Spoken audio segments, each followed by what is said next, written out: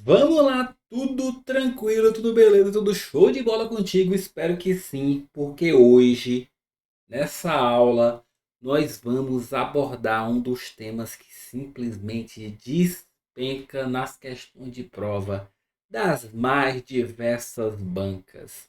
Nós vamos abordar hoje as transações e as suas propriedades, as propriedades ACID. Então, se liga, presta bastante atenção no que a gente vai falar aqui hoje. Transações acontecem, nos bancos de dados para garantir o controle da concorrência. O que é isso? Um banco de dados, naturalmente, ele pode ser acessado por diversos usuários em simultâneo. Então, cada usuário pode querer acessar um determinado recurso. E aí, quando esses usuários tentam acessar o mesmo recurso em simultâneo, pode ser que dê algum problema, tenha algum conflito. Então, as transações surgem para garantir que esses conflitos sejam evitados, para garantir que essas operações simultâneas dos diversos usuários mantenham o banco no estado válido, no estado consistente. E para isso ela tem uma série de propriedades que a gente vai ver. Mas antes da gente ver as propriedades, vale a gente resumir ou definir o que é uma transação. Então, uma transação nada mais é do que um conjunto de operações.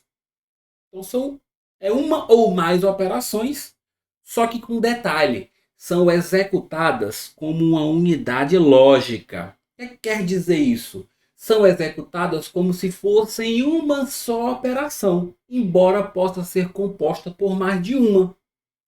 Então, para fins de tratativas aí no banco de dados, essa transação vai funcionar como uma unidade, como algo atômico, indivisível, embora possa ser composta por várias operações ali dentro. Então você pode ter uma transação com algumas operações aqui dentro, mas que elas representem uma unidade lógica. E quais as operações que nós podemos ter dentro de uma transação? Diversa.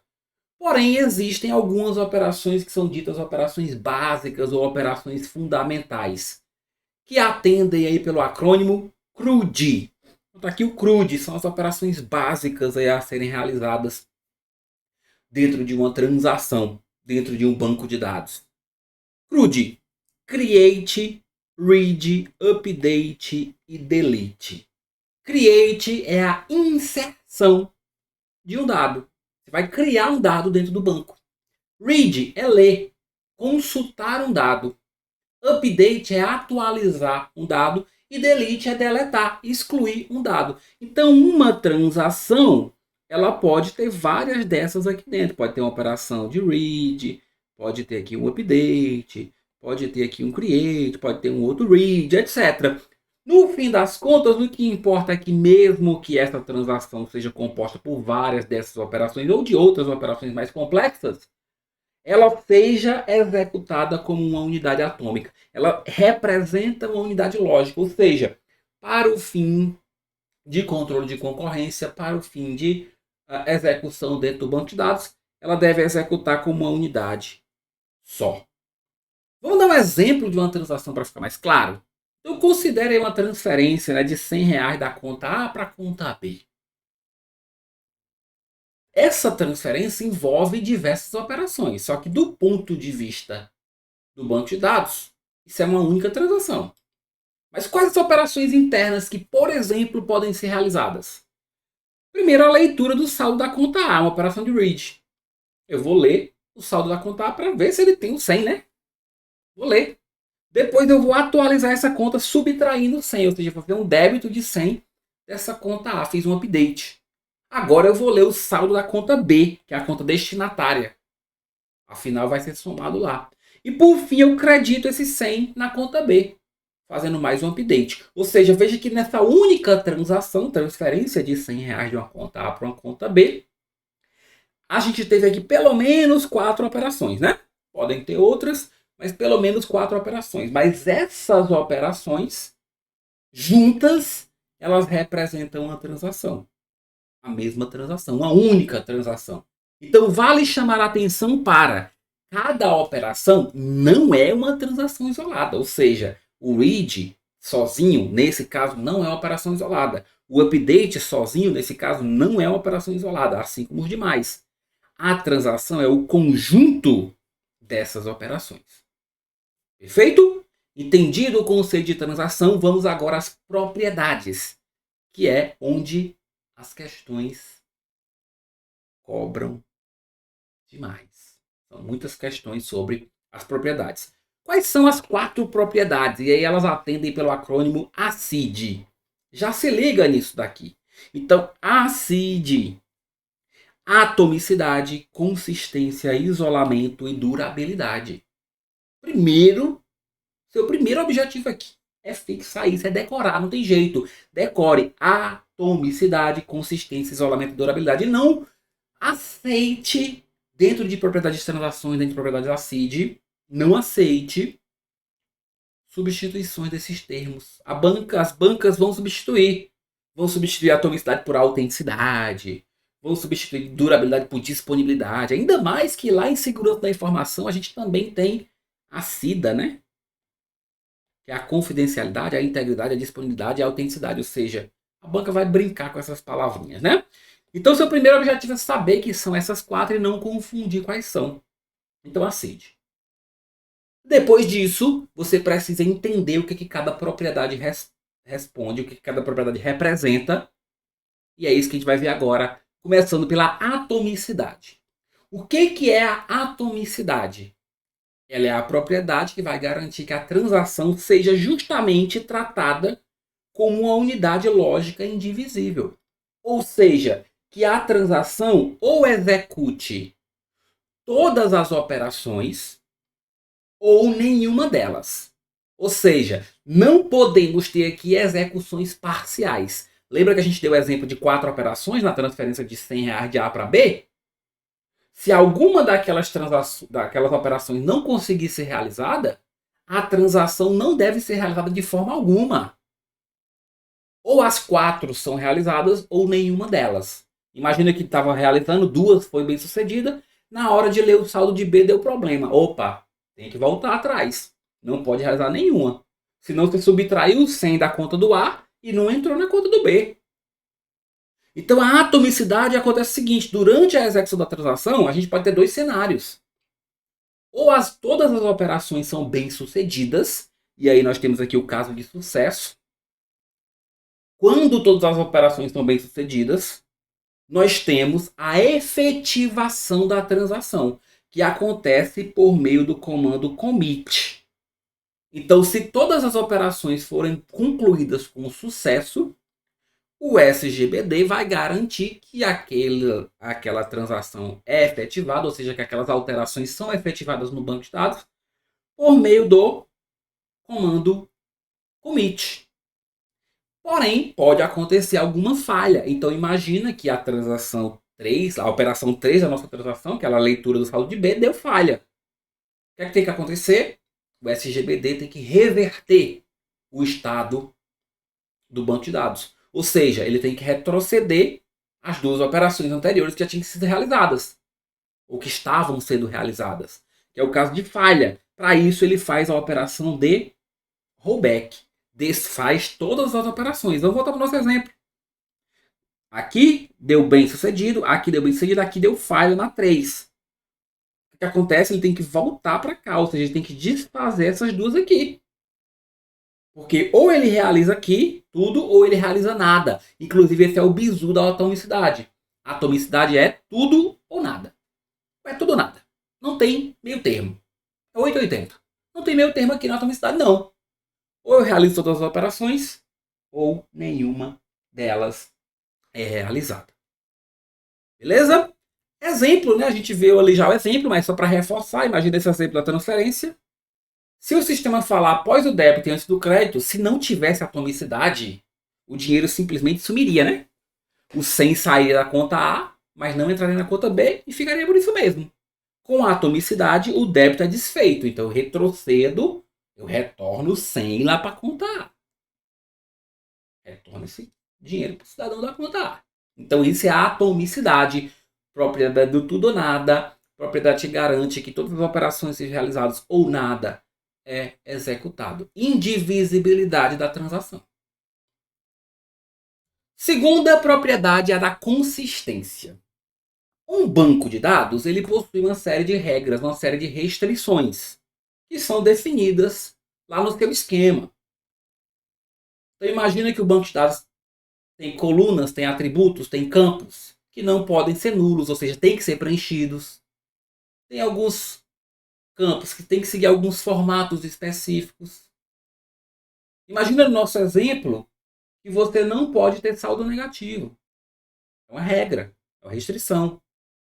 Ao final da transação, o banco tem que continuar respeitando as restrições. Não pode uma transação levar o banco de um estado consistente para um estado inconsistente, não. Ou seja, a consistência é o seguinte: o banco está no estado válido, porque ele tem que respeitar as regras, ele tem que respeitar as restrições. Quando a transação vai ser executada, tem que validar a regra. Opa, essas operações são permitidas segundo as regras e restrições do meu banco? Se cumpre, beleza. Aí vai para um estado válido. Deixa rolar e vai para o estado válido.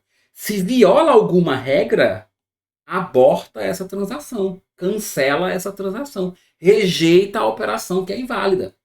Porque senão levaria para um estado inválido. Para um estado inconsistente. Beleza? Show de bola? Então essa aqui é a nossa consistência. Exemplo. Nesse nosso exemplo de conta bancária, né? Imagina que a conta bancária não possui saldo, não pode ter saldo negativo. Então, naquele nosso exemplo de A transferindo 100 para B, para acontecer, o A tem que ter pelo menos 100 reais na conta. Se ele só tiver 50, o SGBD não pode deixar, ou o programador que está programando a aplicação, não pode deixar que aquela transação seja efetivada. Porque senão, imagina que ele só tivesse 50, transferisse 100. Quando ele transferir 100, o que é que acontece? Ele fica com menos 50. E a regra do meu banco é que não pode ter saldo negativo na conta. Ah, professor, mas o meu banco na vida real pode. Aí é outro sistema. Aí ele permitiu. A regra dele é que ele permite que ele tenha lá o cheque especial, por exemplo. A regra tem que ser definida, né? O que importa é que a regra não pode ser violada. Então, se a transação tentar realizar o débito que deixa a regra violada, a transação é cancelada, nenhuma alteração é aplicada. O banco permaneceu no estado válido. Permaneceu no estado válido. Tranquilo? Consistência bacana. Consistência, então, tem a ver com regras e restrições. Isolamento. Isolamento é o seguinte, e aí presta atenção no isolamento, que é a característica, a propriedade que a gente vai detalhar um pouco mais, porque ela é abordada em alguns níveis além do próprio conceito. Várias pessoas, vários usuários, vários sistemas vão tentar acessar o banco ao mesmo tempo. Nós damos o exemplo da transferência de A para B, mas imagine um grande sistema bancário. Quantas e quantas transações estão sendo executadas ao mesmo momento, no mesmo tempo, sobre as mesmas contas? Muitas. Várias. O isolamento tem que garantir a interação entre essas transações concorrentes. Tem que garantir que não haja interferência indevida entre elas. Então, isolamento tem a ver com transação simultânea. Isolamento é o seguinte: eu tenho transação simultânea, eu não tenho interferência. Ele tem que garantir que eu não tenho interferência. Se eu não tenho interferência, o resultado dessas transações é equivalente ao sequencial. Equivalente ao serial. Como assim, professor? Me explica melhor esse negócio de sequencial ou serial. Vamos lá. Imagina que você tenha transações T1, T2, T3. Todas elas tentando transferir um recurso para a conta A ou para a conta B. Todas elas transferindo para a conta B. A execução serial ou sequencial é o seguinte: você vai fazer A1, terminou A1, efetivou A1, você vai fazer A2. Efetivou A2, você vai fazer A3. Assim você garante que não tem interferência. Porque você terminou uma para poder começar outra. Isso é o resultado, essa é a execução sequencial ou serial. Só que nem sempre isso aqui é o mais interessante. O que acontece? Várias transações acessando os mesmos recursos. Então, na prática, pode acontecer o seguinte, né?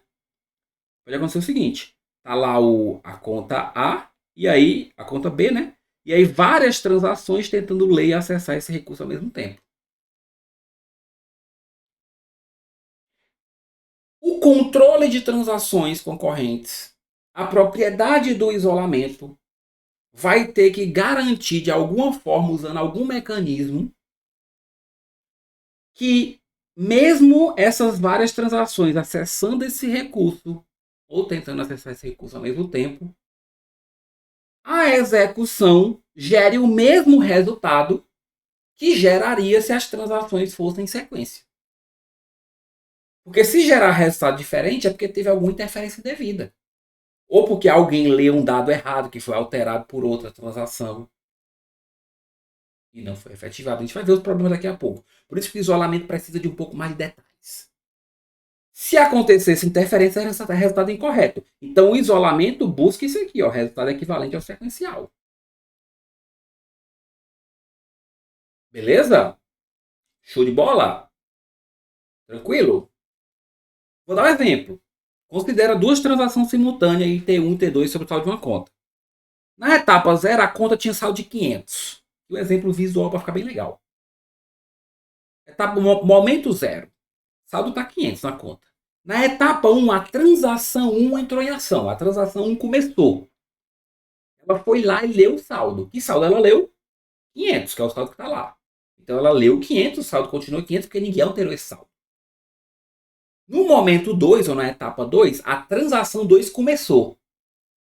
Ela leu o saldo e adicionou 300 ao saldo. Ela adicionou 300. Ou seja, ela tinha 500, que era o saldo da conta, e adicionou 300, foi para quanto?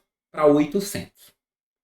Só que numa etapa 3, a T1, depois da T2 ter feito isso, o que ela fez?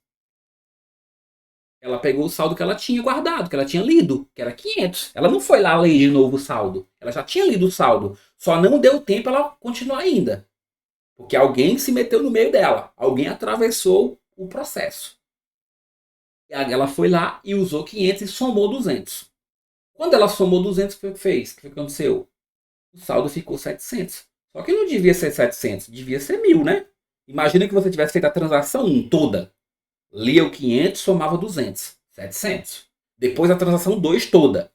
Lia os 700 agora, somava o 300, daria 1000. Ou seja, a execução sequencial, o resultado daria 1000. E por que simultaneamente deu 700? Porque teve alguma interferência devida. Alguém leu um valor que não era para ler. Alguém leu um valor que estava sendo alterado por outra transação. E aí nós vamos ver quais são os problemas que podem acontecer, que são os chamados fenômenos da concorrência. São 3 principais e existem alguns outros. Começando aí pelo leitura suja, o dirt read.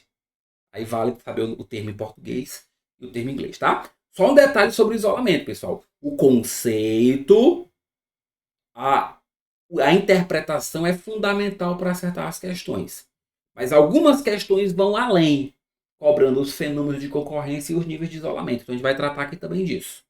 A leitura suja, o dirt read, ocorre quando o quê? Quando a transação lê o dado ainda não confirmado por outra transação.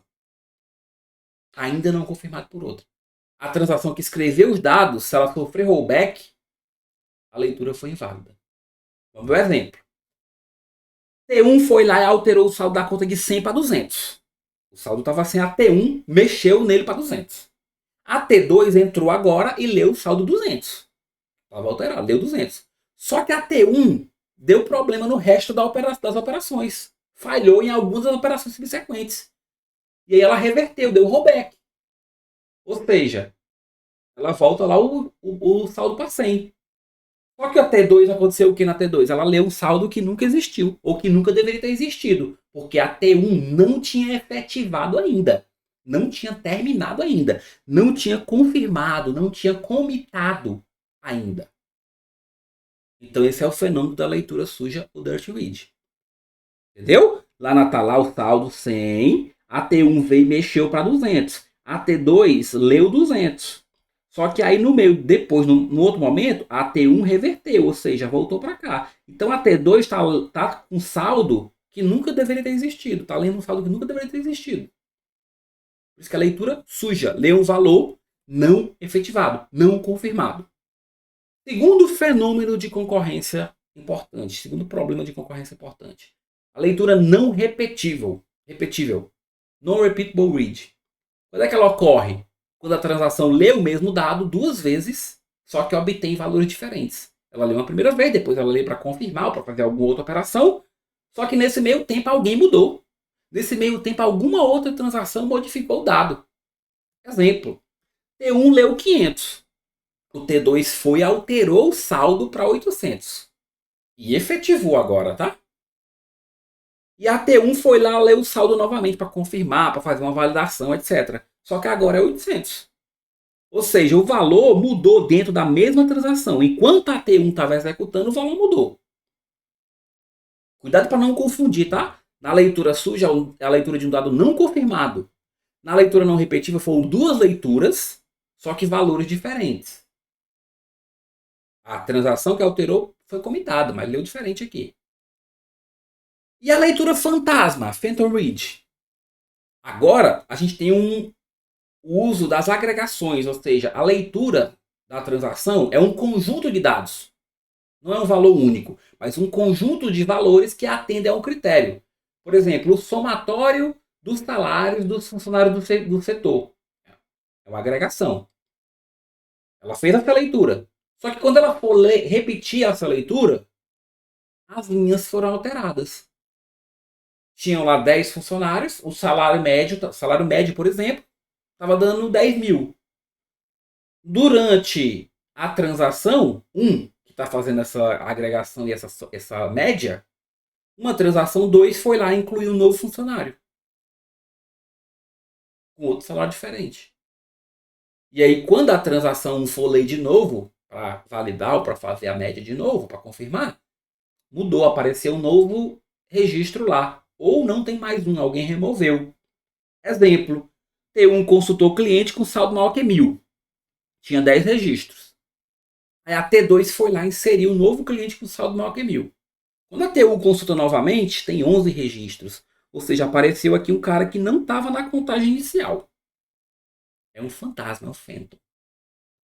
Show de bola? Então, olha só. Resuminho aqui do fenômeno de concorrência. A leitura suja é leitura de dado não confirmado, sem commit. Leitura não repetível são duas leituras de um mesmo registro com valor diferente. Ou seja, o mesmo registro muda entre leituras. E a leitura fantasma é um conjunto de registros que atende ao critério, só que esse conjunto muda entre leituras. Entrou alguém ou saiu algum registro que não estava lá naquela contagem inicial. Naquela leitura inicial. Esses são os três principais fenômenos. São os fenômenos aí, né? Padronizados da ANSI SQL. E são os fenômenos, inclusive, que são usados para definir os níveis de isolamento. Como a gente vai ver daqui a pouquinho. Só que antes disso, vale a gente ressaltar que existem outros problemas e fenômenos de concorrência. Vou citar aqui dois deles, que aparecem em algumas questões. A atualização perdida, ou lost update, ocorre quando duas transações atualizam o mesmo dado e uma atualização sobrescreve a outra. Então a T1 foi lá, mudou de 500 para 800. E aí a outra foi lá e mudou de 800 para 700. Ela foi lá e mudou o dado. Ou seja, uma mudou o que a outra tinha mudado, alguém perdeu a atualização. Essa é a atualização perdida. Bem direto, né? E o resumo incorreto, incorrect summary, ocorre quando a transação realiza a agregação, como soma total, sobre dados parcialmente atualizados. Ou seja, não está completo aquele conjunto de dados ali, não está completamente atualizado. Ele gerou, está faltando alguém, por exemplo, está faltando algum registro atualizado. Então acontecem esses dois problemas e existem outros também, tá? Considerando esses três que são os padronizados, nós temos os chamados níveis de isolamento. Ou seja, são aqueles níveis que vão de 0 a 3, tá? 0, 1, 2, 3. Em que quanto maior esse nível, a gente pode dizer que melhor é o isolamento. O primeiro nível, na verdade, o nível 0, é o chamado leitura não confirmada, read uncommitted. E aí, pessoal, aqui eu faço questão de frisar, tá? Eu estou trazendo os termos em inglês, porque as questões, por vezes, trazem os termos em inglês, tá? O que é a leitura não confirmada? É aquele nível que você não tem isolamento nenhum, basicamente. Todos os 3 problemas que a gente falou existem aqui. Então, leitura suja, leitura não repetível, leitura fantasma, tudo existe aqui. Ou seja, é um nível em que nem se garante a leitura de coisa efetivada. Você pode estar lendo coisa que não foi efetivada ainda, lendo dado que não foi efetivado ainda. Isso é o que acontece na leitura não confirmada. E pelo menos você resolve a leitura suja, aí você chega no nível de leitura confirmada. Pelo menos você sabe que o que está lendo ali já foi efetivado por outra transação. Você ainda pode até ter a leitura não repetível e a leitura fantasma como problema. Mas a suja já foi resolvida. A repetível é quando você resolver, né? A não repetível. Você tem esse problema aqui da não repetível. E a serializável, que é o último nível, é quando você não tiver mais nenhum desses 3 problemas. Você consegue fazer a leitura, já está confirmada. Quando você repete a leitura, os valores são os mesmos. E quando você repete a leitura sobre um conjunto de dados, você não encontra nenhum fantasma que você não tinha lido antes. Isso é o nível serializável. Então, daqui para cá, vai aumentando o grau de isolamento, né? De cima para baixo, aumentando o grau de isolamento. Beleza? Para a gente fechar o isolamento, das 4 propriedades, é aquele que requer mais detalhamento, como eu falei para vocês. Ainda vou dar um passinho a mais. Embora, pessoal, o controle de concorrência possa ir muito além do que a gente está vendo aqui, mas aí, para contextos mais específicos, entrando nos mecanismos para garantir isso.